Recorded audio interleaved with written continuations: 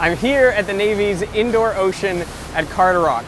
This is the biggest wave pool in the world, and they can make all kinds of different waves so they can test, scale ships, and make them better before they actually go out on the open ocean. I came in and I'd seen some pictures, but I just walked in here and it's insane. Because they say indoor ocean, but like, it's exactly what it is. The water even looks ocean colored. You know, it doesn't look like a swimming pool. This looks like an ocean. It looks like a test facility. It is huge. It is 360 feet long in this dimension, 240 feet long in that dimension. It's 20 feet deep, just about the size of a football field out there.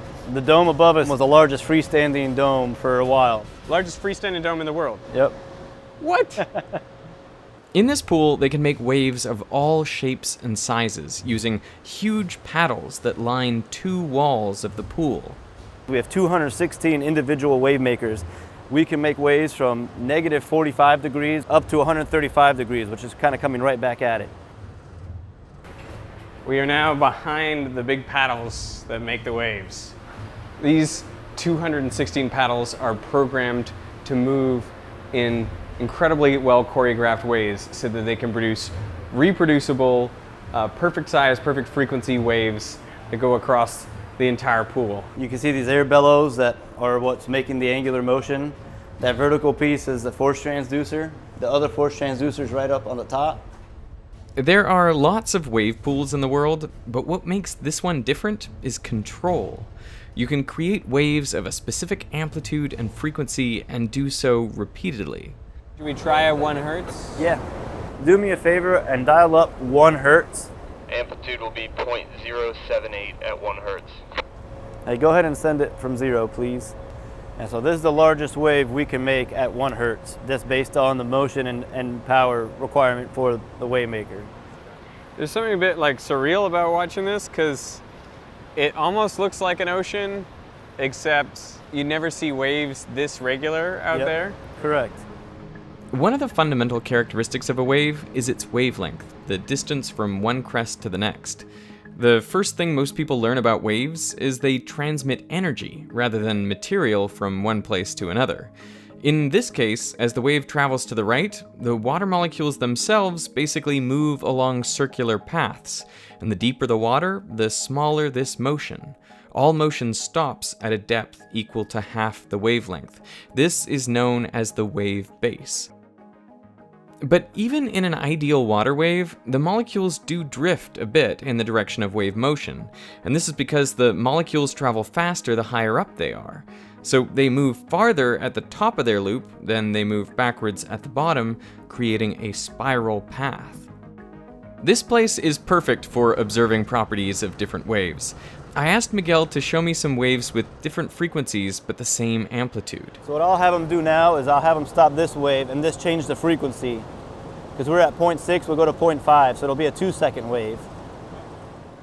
Here I'm split screening waves with frequencies of 0.67, 0.5, and 0.33 Hz, all with the same amplitude. So 2 things to notice. Even though they all have the same amplitude, the ones with higher frequency look like they have a greater amplitude because the slope of the waves is steeper.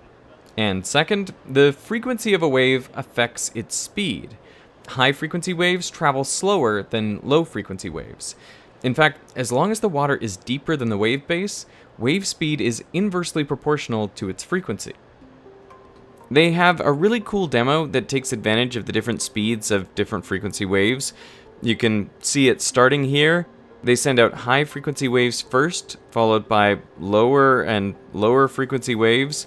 And because the high frequency waves travel slower, the lower frequency waves gradually catch up. Whoa. And they've timed it so that all the waves meet up at exactly the same time and place in the pool, and this causes the wave to break. The ocean engineers can do this again and again in exactly the same way, thanks to their precise control over the waves. This demo also nicely illustrates the principle of superposition, that when waves meet, they add together. The height of the water is equal to the sum of the heights of the individual waves meeting at that point. You can see how much bigger the amplitude is. Those individual waves weren't that big, but when you add them all together, you can make this big breaking wave. They can also take advantage of the superposition principle to create standing waves. So what's coming up next are two regular waves coming at each other, what we call the quilt wave. So we're going to have a wave coming this way and a wave going this way, and it's going to create standing waves. So there's two regular waves coming out, and if you look at the waves, it looks like a big quilt pattern out there. At some places in the pool, the waves always cancel out to 0 amplitude, and at other places, the waves add up for maximum amplitude. They can even send waves from all directions, so they form circular wave fronts, and then all the wave energy is channeled into one spot they call the bullseye. And so now we're going to run the bullseye wave, which is essentially the same thing, but instead of having a line of waves, we're having it all coalesce at one individual point. So you can start seeing the waves are coming from the long bank here, and you can see they're making a spherical wave, and then you have another spherical wave coming from the short bank. And this is breaking due to the coalescing waves and the wave height being more than 1/7 of the wave length. We tried throwing some toys into the wave to see what would happen to them. Would they get pushed into the breaking wave? Even though there's not much net movement of the water, the ducky drifts with the waves and pretty quickly is pushed into the bullseye. How's the ducky doing? He's getting to the danger zone right now. It's starting to funnel him right into that breaking wave. Ooh, it's there. Getting up. Oh, it swamped it. That's amazing. That was right where we wanted it. Now, the real purpose of this facility is not to play with toys or make perfect, unnatural waves. It is to replicate on a small scale the types of waves Navy ships will encounter in the oceans of the world. Research engineers place ships modeled after billion-dollar vessels in the water to see how different designs actually behave in real-world conditions. Right now, this is coming from 45 degrees. It's going to be about a 5-inch significant wave height, which if we were to scale it up for this model would be 20-foot waves.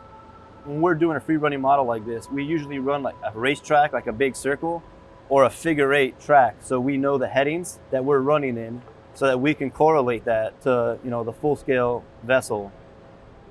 For the model to provide an accurate representation of the real world, a lot of things must be taken into account. Is the water fresh? Fresh water. Okay, not salty. Nope, fresh water. So when you're in salty water, you're going to have a lot more buoyancy. So when we're ballasting our models, we have to make sure that they take into account that buoyancy difference. So when we go full scale, you're the same conditions. For fluid mechanics, I always expect that you have to keep the Reynolds number the same as in the real-world phenomena. But actually, to get the right wave dynamics, you have to use a different scaling, which is based on the Froude number. So the Froude number is a measure of the ratio of inertial to gravitational forces. It's equal to the flow velocity divided by the square root of the acceleration due to gravity times the characteristic length, like the length of the ship. In this case, the model ship's hull is 46 times smaller than the real thing, which means to get accurate data, it should be traveling at 1 over the square root of 46 times its real-world speed. And to make the footage from the model look the same as that from the full-size ship, you have to slow it down by a factor of the square root of 46, so roughly 6.8 times slower. I'm amazed at just how well these shots match. But of course that's the idea, scale the model and the waves so the physics are identical to a real ship out on the open ocean. Naturally, I asked if I could go swimming in the pool, but they said very kindly, no way. The closest I could get would be on a little dinghy. This is our boat. With a catch. It's pretty smooth sailing out here right now. Yep, no waves while we're out here. So, I'm assuming no one's ever been out here in waves? Nope, that's one of the no-nos they don't want us to do. I guess it's a risk thing, so. This place seems like like a massive playground, kind of. It kind of is for engineers like us, where we kind of dork out on the science and what we're doing here. It's a huge volume. Like I guess I never understood how deep 20 feet was until they emptied it to put in the new wave makers. It's a large volume just taken up by this water. Yeah. So as we come by, these are our sensors right here. We have a big array here. These are ultrasonic sensors, and that's how we measure wave height and period and direction in the basin. So we want to measure that to make sure that what we test in is what we think we have. In this pool, they can create all sorts of different wave conditions you might encounter in different parts of the world. Most ocean waves are created by wind, and the strongest winds occur in and around storms. 5 factors affect the size and shape of waves created. These are the wind speed, the wind duration, the distance over which the wind is acting, which is known as the fetch, the width of the fetch, and the depth of the water. As waves travel out from a storm, the higher frequency waves dissipate their energy more quickly. So the waves that travel a long way are the fast-moving, low-frequency waves, which are called swell. When those waves end up becoming like hundreds of miles away, like if you have it in the Pacific, eventually you'll get long period swell from them. So you're no longer near the storm, but it created enough energy to make long waves, and that's where you get your open ocean swell. Tell me if this is a good analogy. I feel like with sound, a lot of the high frequencies will die off quickly away from a source, Yep. but the low frequencies will travel much further. Correct.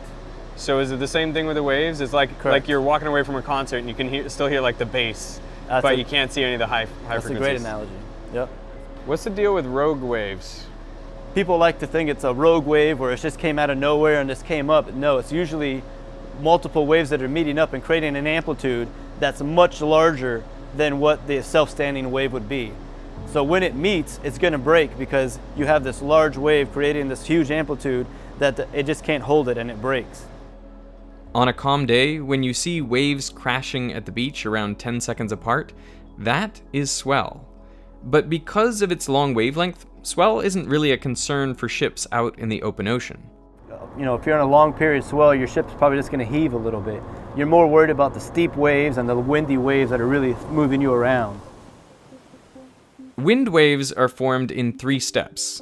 First, as wind blows across the surface of perfectly still water, the turbulent motion of the air creates regions of slightly higher and slightly lower pressure, and this makes tiny ripples with wavelengths of around a centimeter. But now the wind can act on these ripples, creating larger pressure differences between the front and the top of the wave crest, pulling them up into bigger waves. And the interaction of the wind with these waves then creates even larger pressure differences and even larger waves. The waves are mostly uniform at this point, but as they interact with each other, they create a range of different wavelength waves. And as the wind keeps blowing, these waves begin breaking, transferring their kinetic energy into swirling eddies that dissipate their energy as heat. Once the energy dissipation matches the energy input from the wind, the waves have reached their maximum size, and this is known as a fully developed sea. So this is going to be an irregular wave. This is irregular? Irregular wave. So what you saw earlier with the regular waves were one frequency, one amplitude. This is what we call a spectra, or multiple frequencies and multiple amplitudes. You can see there's like higher frequency waves that kind of travel slower than the low frequency waves. Those low frequency waves will travel fast and overcome them, and that's what's making them look peaky or kind of dulling it out. What surprised me is that the different oceans of the world have different mixtures of wave frequencies, or different spectra, depending on their geography and the types of storms that occur there. For example, the North Sea and other small bodies of water have a peakier spectrum, and this is due to the limited fetch of storms that occur there. In the mid-Atlantic, a broader spectrum best describes the developing or decaying open ocean waves that you'd find there.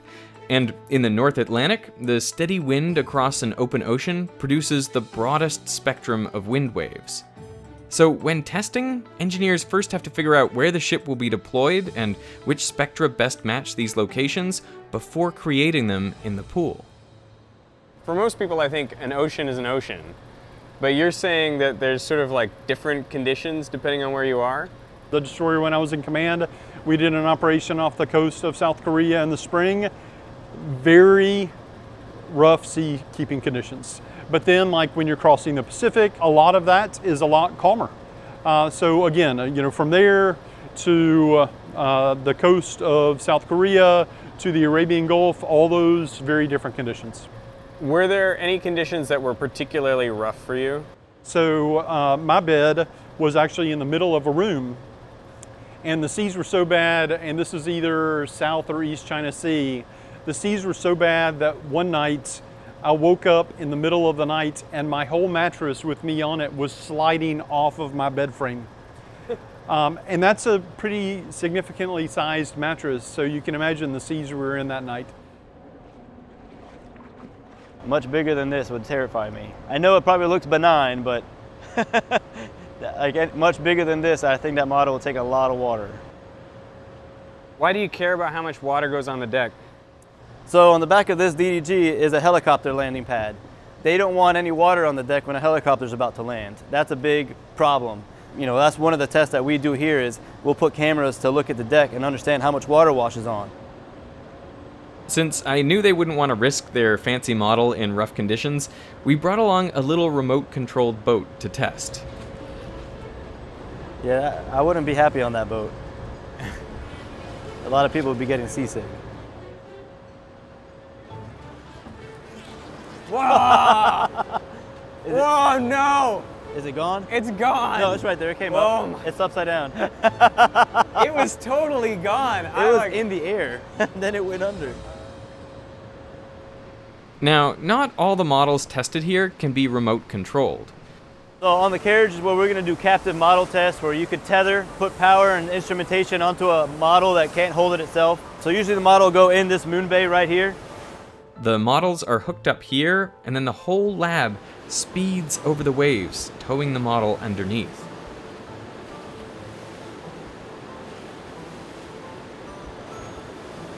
People have been making ships for thousands of years. Is there actually any innovation today? Most definitely. So sometimes, you know, people say that's the way we've always done it. And then when you look into it, there's some validity to some harebrained ideas. And when we test them, that's why, you know, you cut your costs of doing a model test versus building the full thing and saying, oh, that didn't work.